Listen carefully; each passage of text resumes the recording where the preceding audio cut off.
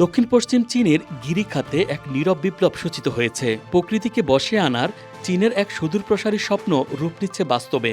সুয়াংজিয়াংকোতে বিশ্বের সবচেয়ে উঁচু বাঁধ দিয়ে জলবিদ্যুৎ কেন্দ্র নির্মাণ করছে চীন। গত 1 মে থেকে এই মহাযজ্ঞের প্রথম অধ্যায় পানি সংস্করণের সূচনা হয়েছে। এটি চীনের প্রকৌশলবিদ্যার এক বিস্ময়কর স্থাপত্য। সিচুয়ান প্রদেশের দুর্গম আবা, তিব্বত এবং কিয়াং সাহিত্যশাসিত অঞ্চলে প্রায় 4.9 বিলিয়ন মার্কিন ডলার ব্যয়ে 1 দশক ধরে নীরবে গড়ে উঠেছে এই বিশাল কাঠামো।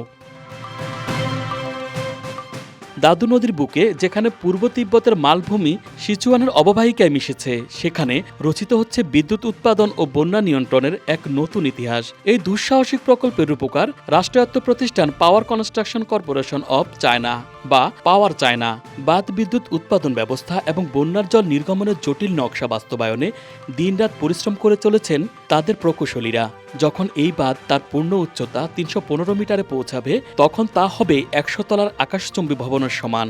পাওয়ার চায়না বলছে, প্রথম ধাপের পানি সংরক্ষণের পর পানির স্তর 2344 মিটারে পৌঁছেছে, যা মূল নদীর জলপৃষ্ঠ থেকে প্রায় 80 মিটার উঁচুতে।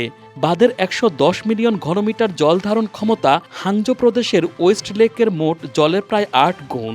এই অগ্রগতি বিদ্যুৎ কেন্দ্রের প্রথম ইউনিটকে চলতি বছরের শেষ নাগাদ বিদ্যুৎ উৎপাদনে যেতে সাহায্য করবে বলে আশা করা হচ্ছে।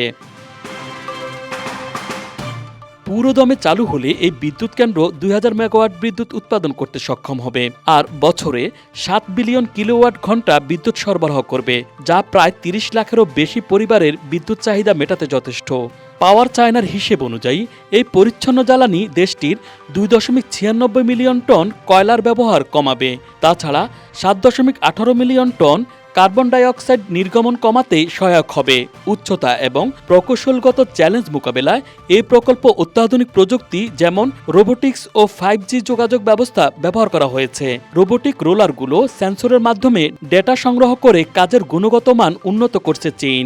তাছাড়া ড্রোন ব্যবহার করে পরিবেশগত ঝুঁকি চিহ্নিত করার কৌশল নেওয়া হয়েছে। 1950 সাল থেকে 15 মিটারের বেশি উচ্চতায় 22,000-এর বেশি বাঁধ নির্মাণ করছে বিশ্বের অন্যতম উঁচু বাঁধের দেশ হিসাবে পরিচিতি পাওয়া চীন। বন্যা নিয়ন্ত্রণ, সেচ ও জলবিদ্যুৎ উৎপাদনের উদ্দেশ্যে নির্মিত এই বাঁধগুলো চীনের উন্নয়নে গুরুত্বপূর্ণ ভূমিকা রাখলেও এর পরিবেশগত প্রভাব নিয়ে বিতর্ক আজও বিদ্যমান। সোয়াংজিয়াংকো তার আকাশছোঁয়া উচ্চতা আর বিপুল সম্ভাবনা নিয়ে সেই বিতর্কের নতুন কেন্দ্রবিন্দুতে পরিণত হয়েছে। Dhaka express desk report.